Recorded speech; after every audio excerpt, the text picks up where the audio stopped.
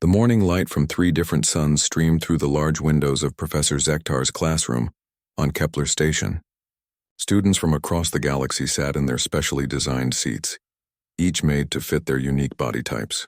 The Veltari students looked like living crystals, their bodies catching and reflecting the light in rainbow patterns. The Nephim floated in their containment suits, their gas-like forms shifting colors based on their moods. The Silmari students resembled walking plants, with leaves that rustled softly when they moved. Professor Zektar, a tall insect-like being with 4 arms, was explaining the feeding habits of creatures from the outer rim worlds. His voice was calm and steady, the way it had been for the past 20 years of teaching. The students took notes on their various devices, some using light patterns, others using chemical markers, and a few using sound frequencies. Everything was peaceful and normal until the classroom door chimed with an incoming message. "Attention, Professor Zektar," came the voice from the speaker. "You have a new student joining your class today, a human exchange student." The word human hit the classroom like a shockwave. Every student stopped what they were doing. The Veltari students' crystal bodies immediately dimmed to almost black. The Nephim compressed themselves into tight balls inside their suits. The Silmari's leaves curled up so tightly they looked like closed fists. Even Professor Zektar's 4 hands trembled slightly as he reached for his teaching tablet. He had heard about humans, of course. Everyone in the galaxy had heard the stories. Humans came from a place called Earth, a world so dangerous that only the strongest and most violent creatures could survive there. The very fact that humans had evolved on such a world meant they were natural-born killers. The classroom door slid open with its usual soft sound, but now it seemed as loud as an explosion. Every eye, sensor, and light-detecting organ turned toward the entrance. Jake Martinez walked into the room, and the silence became so complete that even the air recycling system seemed too loud. He looked completely ordinary by human standards. He was average height with brown hair and dark eyes. He wore simple student clothes, a blue shirt and dark pants. He carried a basic school bag over one shoulder, but to everyone else in the room, he looked terrifying. Jake smiled and raised his hand in what humans called a wave. To the other students, showing teeth was a threat display used by predators. Several Veltari students made high-pitched sounds of fear. One Nephim student's suit began flashing red warning lights as their panic affected their gas form. "Hi, everyone," Jake said in a friendly voice. "I'm Jake Martinez. I'm really excited to be here." The Silmari student named Bloomheart made a sound like wind through dry leaves, which in their language meant something close to terror. Their leaves curled even tighter. Professor Zektar cleared his throat, trying to regain control of his classroom.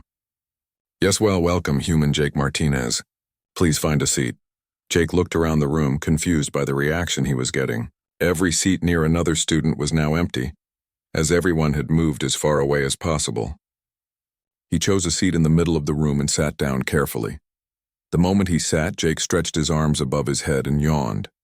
It was just something humans did when they were a little tired, but to the other students, it looked like a predator displaying its strength and showing its teeth again. 3 more Nephim students compressed themselves into emergency mode. Professor Zektar's teaching tablet slipped from one of his hands and clattered to the floor. Are you okay, Professor?" Jake asked, genuinely concerned. When Jake leaned forward slightly to look at the professor, half the class flinched backward.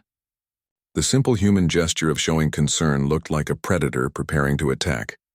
Professor Zektar picked up his tablet with shaking hands.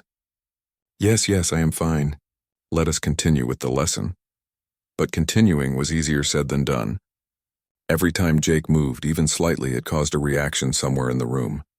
When he reached into his bag to get a notebook, the Veltari students nearest to him went completely black with fear. When he clicked his pen to start writing, the sound made several Silmari students rustle their leaves in distress. Jake tried to take notes like any normal student, but he could feel the fear around him. He had no idea why everyone seemed so scared. His dormmate Lisa Chen had warned him that some species were nervous around humans, but he had expected maybe some awkwardness, not outright terror. During the lesson, Professor Zektar talked about how prey animals developed ways to sense danger from predators. Jake found it interesting and raised his hand to ask a question. The motion of his arm going up caused an immediate panic. Students scattered to the edges of the room, One Veltari student's crystal body made a sound like breaking glass as they vibrated with fear. "I just wanted to ask about the sensory adaptations," Jake said, lowering his hand quickly when he saw the reaction. Professor Zektar tried to answer, but his voice shook. The sensory adaptations help prey species detect threats before they become fatal encounters with predators."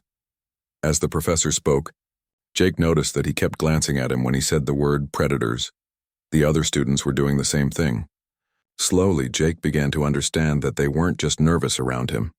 They thought he was dangerous.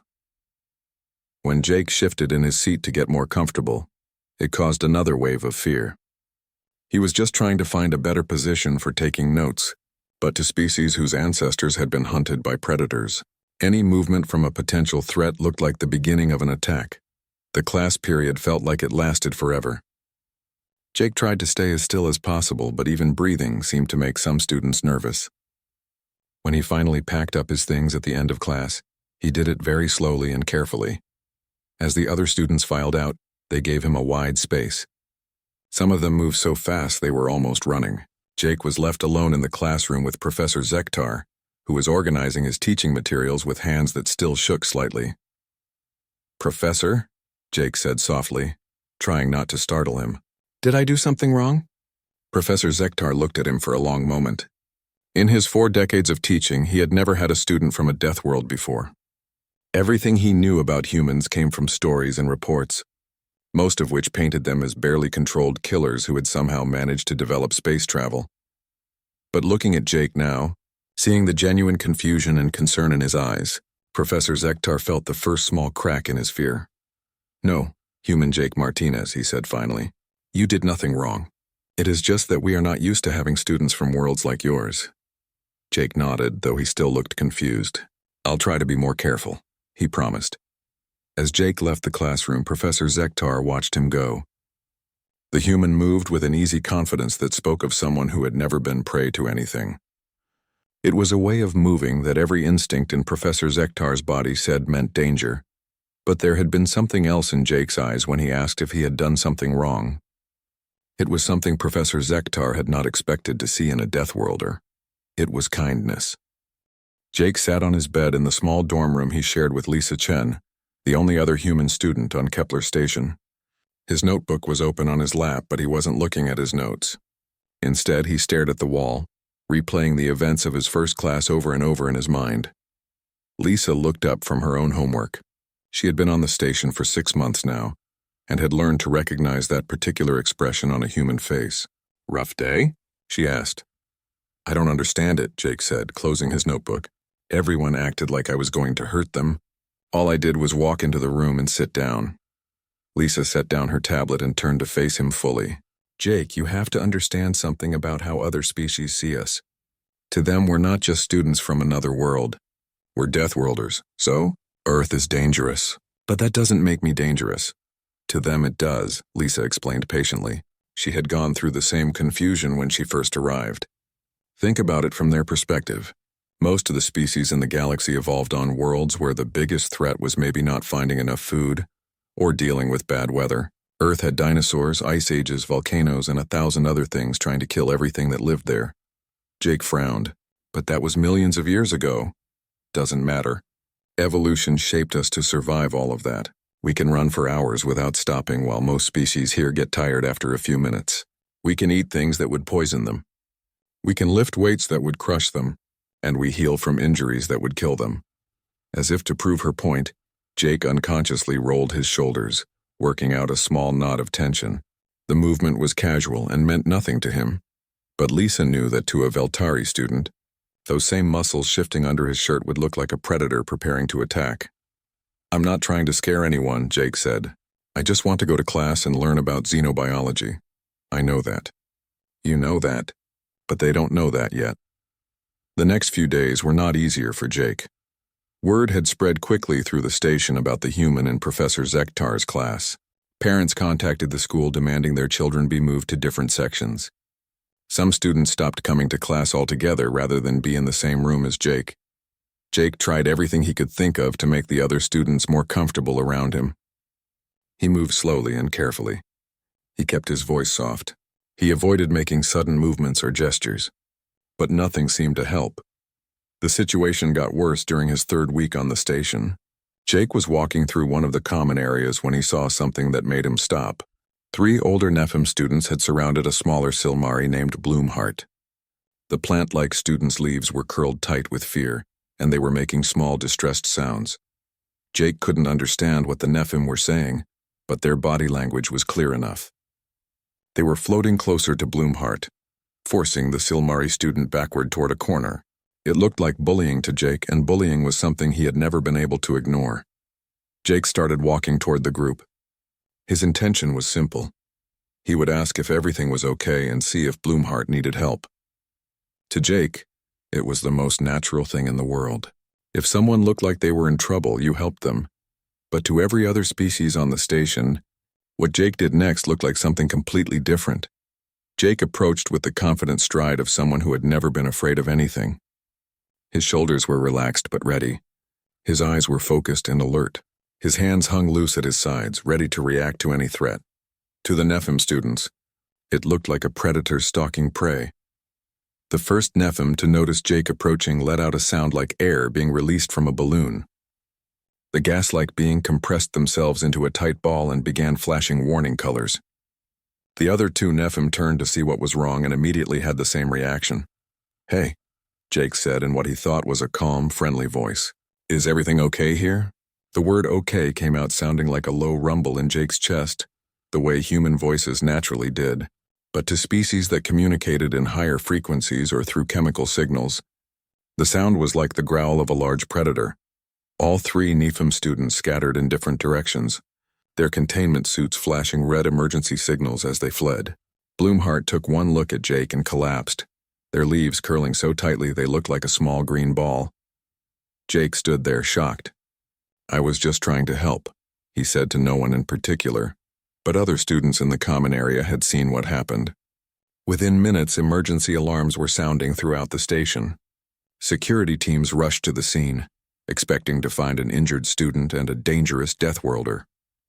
Captain Ray Garcia arrived with a full security team, all wearing protective gear and carrying stun weapons. He had been dreading this moment since he heard a human student was coming to the station. Every report he had read about Deathworlders suggested they were barely controlled killers who could explode into violence without warning. But when Captain Garcia arrived, he found Jake sitting on the floor next to the still unconscious Bloomheart, gently patting the Silmari student's curled leaves and speaking in a soft voice. "Come on, wake up. I'm sorry I scared you. I didn't mean to.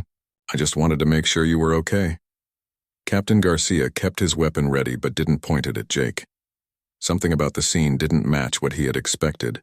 Jake looked genuinely upset and concerned, not like someone who had just attacked another student. "Human student Jake Martinez," Captain Garcia said in his most official voice. "Please step away from the injured student." Jake looked up and Captain Garcia saw something he hadn't expected in the human's eyes. Jake looked hurt and confused, like a child who had been punished for something they didn't understand. "I didn't hurt anyone," Jake said, standing up slowly with his hands visible. "Those other students were bothering Bloomheart, so I came over to help. I just asked if everything was okay." Captain Garcia looked around the common area. Several other students were hiding behind furniture, all of them staring at Jake with obvious fear. The 3 Nephilim students were nowhere to be seen, having fled to their dorms immediately after the incident. "According to witnesses," Captain Garcia said, reading from his tablet, "you approached a group of students using threatening body language and intimidating vocalizations." Jake's mouth opened in shock. "Threatening body language?" I walked over to them. "And intimidating vocalizations?"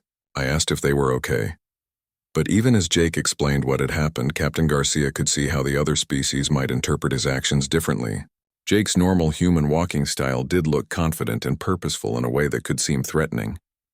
And his voice, even when he was trying to be gentle, had a depth and power that would sound frightening to species that had evolved as prey animals.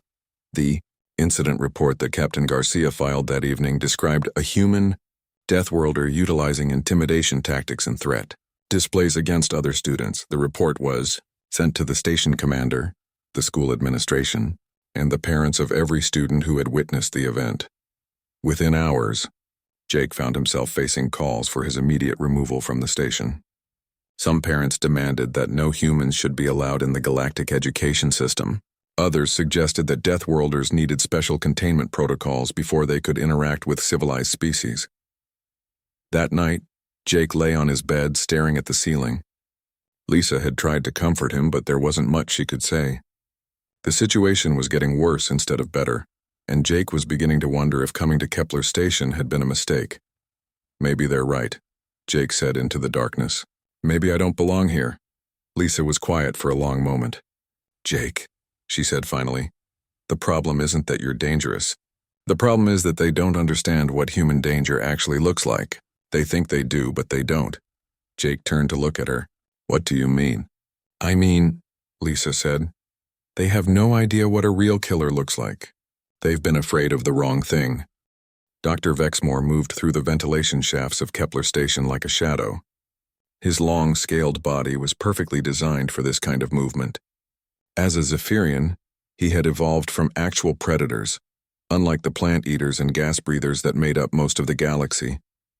His species had sharp claws, powerful muscles, and hunting instincts that had been honed over millions of years. But more than his natural weapons, Dr. Vexmore had intelligence and a deep hatred for the Galactic Education Consortium that had destroyed his career.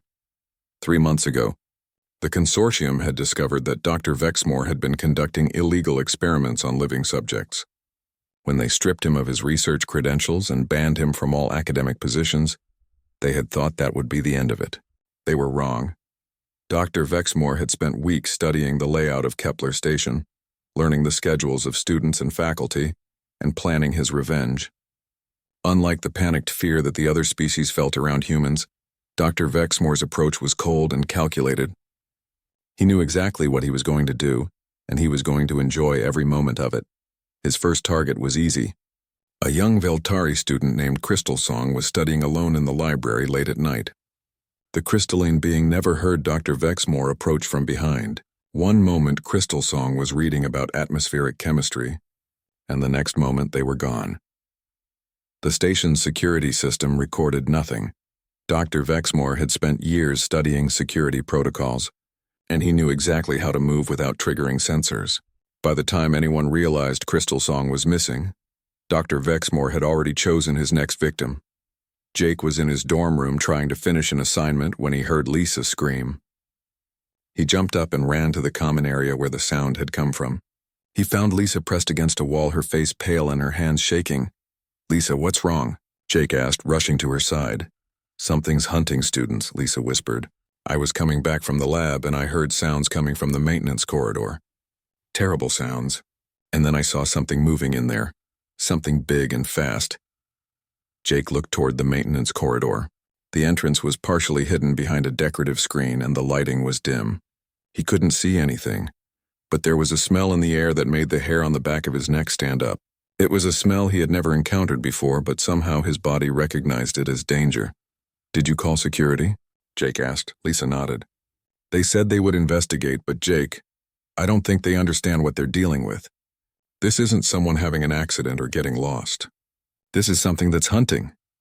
Jake helped Lisa back to her dorm room and made sure her door was locked. Then he went to his own room and tried to focus on his homework, but he couldn't concentrate. The smell from the corridor stayed in his memory, and something deep in his brain kept telling him that danger was close. The next morning brought terrible news. Crystal Song had been found in a storage compartment, dead. The security report said it looked like an accident, but Jake noticed that the other students seemed more frightened than sad. They whispered to each other in their various languages, and they kept looking around as if they expected something to jump out at them. During Professor Zektar's class, Jake noticed that several seats were empty. 3 Silmari students and 2 Nephim were missing. Professor Zektar seemed nervous too, stumbling over words he had said perfectly for years. "Perhaps we should discuss defensive adaptations today," Professor Zektar said, his forehand shaking as he pulled up a new lesson on his tablet. "Many species develop ways to protect themselves from predators." Jake raised his hand, forgetting for a moment that his movement still scared the other students. "Professor, are you talking about active defenses or passive ones?" The usual wave of fear rippled through the classroom when Jake spoke, but this time it felt different. The fear wasn't directed at Jake anymore. Instead, the students seemed to be afraid of everything, as if the whole station had become dangerous. Professor Zektar was trying to answer Jake's question when the lights in the classroom flickered and went out for a moment. When they came back on, one of the Nephim students was missing. Their containment suit was still in their chair, but it was empty. The remaining students began making sounds of panic in their various languages. Professor Zektar's teaching tablet fell from his hands again, but this time it was because he was genuinely terrified, not just afraid of Jake. "Everyone stay calm," Professor Zektar said, but his voice was shaking so badly that the words were hard to understand. Jake stood up, and for once nobody flinched away from him. Instead, some of the students actually moved closer to him, as if being near the human Deathworlder might protect them from whatever was really hunting them. That's when Jake realized what Lisa had meant when she said the other species didn't know what real danger looked like. They had been so afraid of him that they hadn't recognized the signs of an actual predator.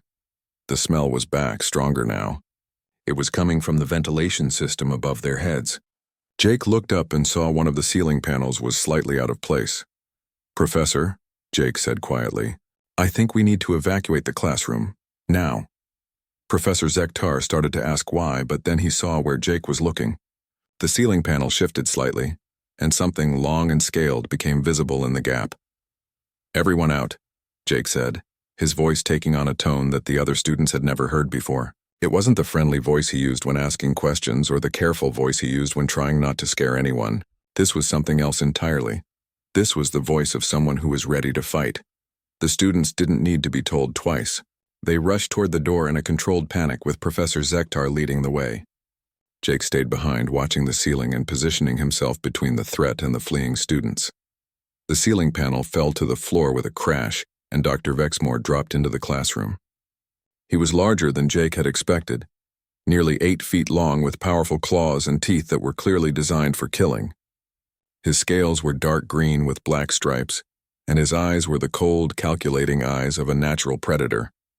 But what made Dr. Vexmore truly dangerous wasn't his physical weapons. It was the way he moved, the way he looked at Jake like he was studying him, planning his attack. This wasn't the panicked aggression of an animal. This was the methodical approach of an intelligent killer. "Ah, the famous human Deathworlder," Dr. Vexmore said in perfect standard Galactic. His voice was smooth and cultured, which somehow made it more frightening. "I've been curious about you. The other species think you're so dangerous, but you look rather ordinary to me." Jake didn't respond immediately. He was busy calculating distances, looking for weapons, and planning escape routes. Every instinct he had inherited from millions of years of human evolution was screaming at him that this was a real threat. "You're the one who's been killing students," Jake said. It wasn't a question.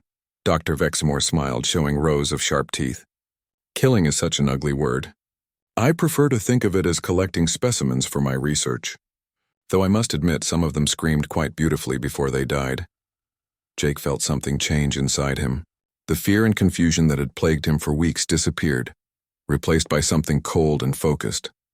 For the first time since arriving on Kepler Station, Jake looked like what the other species had always thought he was.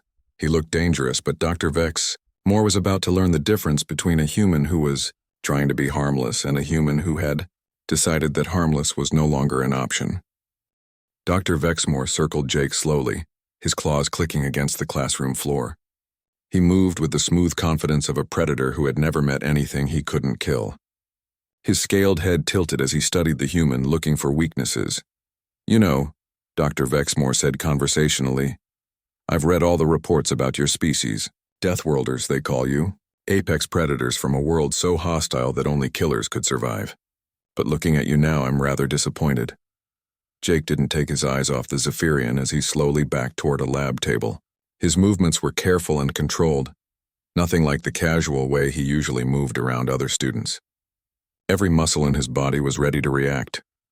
"The other students here were so afraid of you," Dr. Vexmore continued, his voice filled with amusement. "They scattered whenever you entered a room. They thought you were the monster. But they were looking at the wrong species, weren't they?" Jake's hand found the edge of the lab table behind him. Without looking, he could feel the various instruments and tools scattered across its surface. His fingers closed around something that felt like a heavy metal cylinder. "The funny thing is," Dr. Vexmore said, You actually are dangerous. Just not in the way they thought. That's when Dr. Vexmore attacked. The Zephyrian moved faster than anything Jake had ever seen, covering the distance between them in a single leap. His claws were aimed at Jake's throat, and his mouth was open to show rows of razor-sharp teeth. But Jake was no longer the confused student who had been trying so hard not to scare anyone. The moment Dr. Vexmore jumped, Jake's body reacted with reflexes that had been shaped by millions of years of surviving on the most dangerous planet in the galaxy. Jake threw himself sideways, rolling under the lab table as Dr. Vexmore's claws raked through the air where he had been standing. The metal cylinder in Jake's hand turned out to be a spectrometer probe, and he swung it hard at Dr. Vexmore's leg as the Zephyrian landed. The impact sent a shock through Dr. Vexmore's body, but his scales absorbed most of the damage. He spun around with a snarl, his tail whipping toward Jake's head. Jake ducked under the tail and rolled again, putting the lab table between himself and the predator. But Dr. Vexmore simply vaulted over the table, his powerful legs launching him directly at Jake. This time Jake was ready. Instead of trying to dodge, he stepped forward and caught Dr. Vexmore's outstretched arms, using the Zephyrian's own momentum against him. Jake twisted and threw Dr. Vexmore into a bank of computer equipment, which exploded in a shower of sparks. Dr. Vexmore shook his head and got back to his feet. But for the first time, he looked surprised. "Interesting," he said. "Perhaps there is something to these Deathworlder stories after all." The fight continued, moving around the classroom as both fighters looked for advantages. Dr. Vexmore had natural weapons and was stronger than Jake, but Jake was faster and smarter. Every time Dr. Vexmore thought he had cornered the human, Jake found a way to escape and counterattack.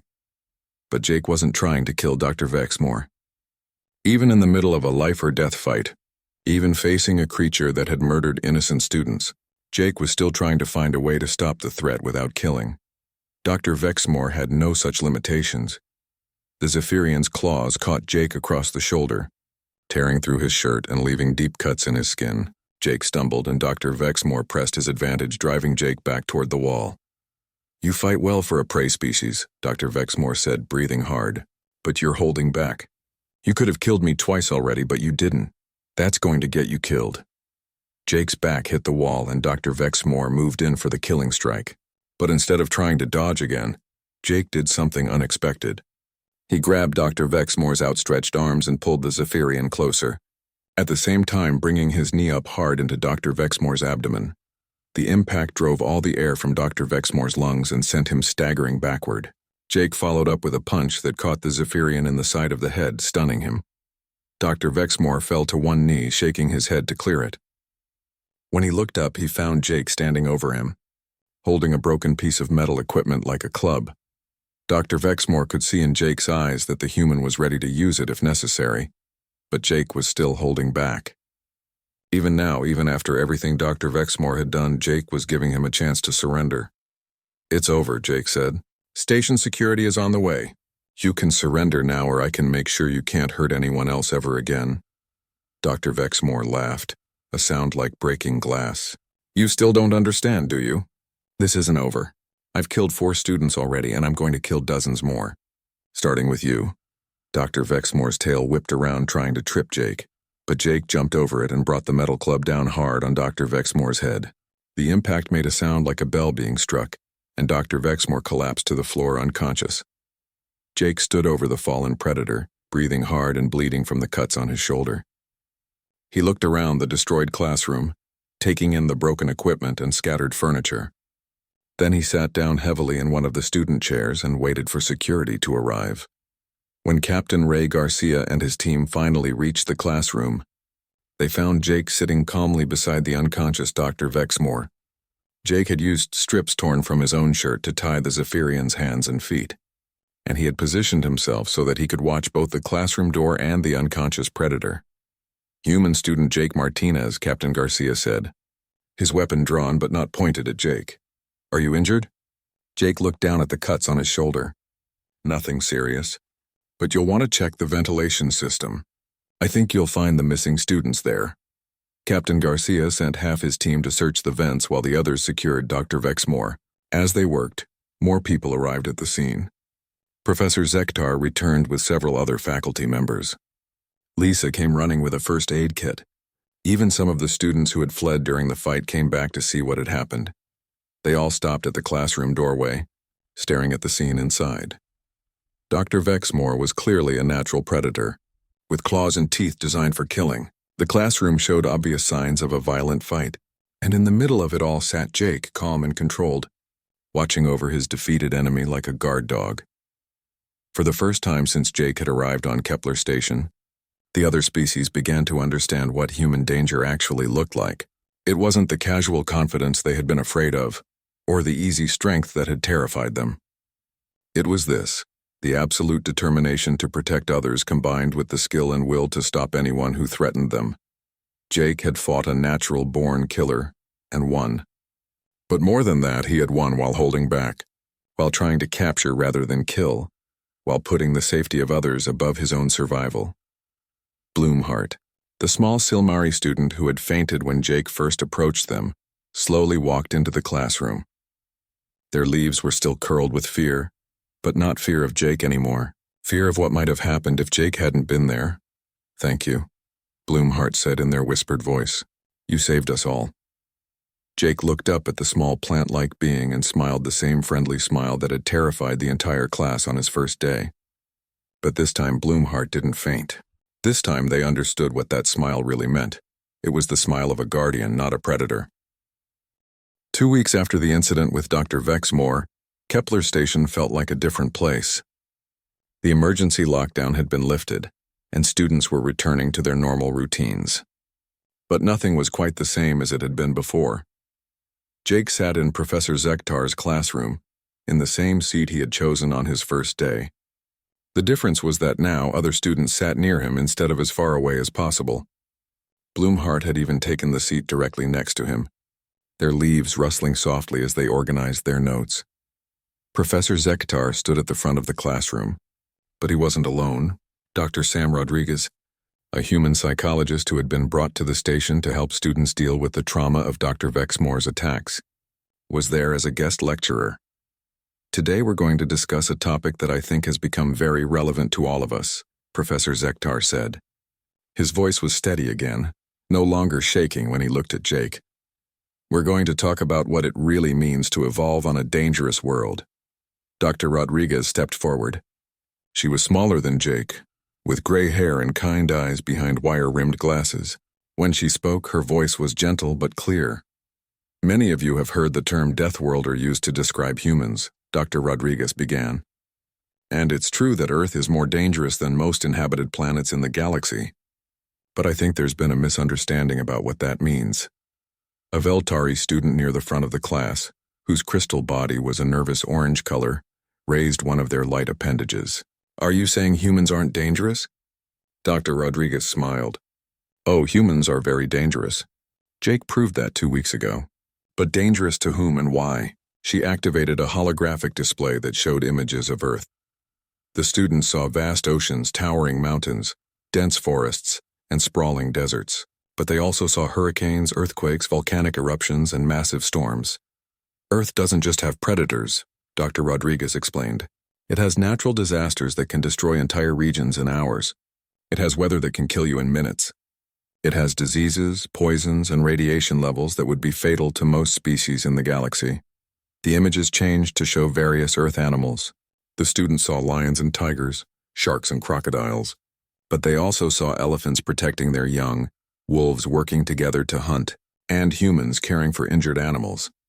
"The interesting thing about Earth's evolution," Dr. Rodriguez continued, "is that the most successful species weren't necessarily the ones with the biggest claws or the sharpest teeth. They were the ones that learned to work together, to protect each other, and to survive by cooperation rather than just competition." Jake found himself thinking about his own family back on Earth.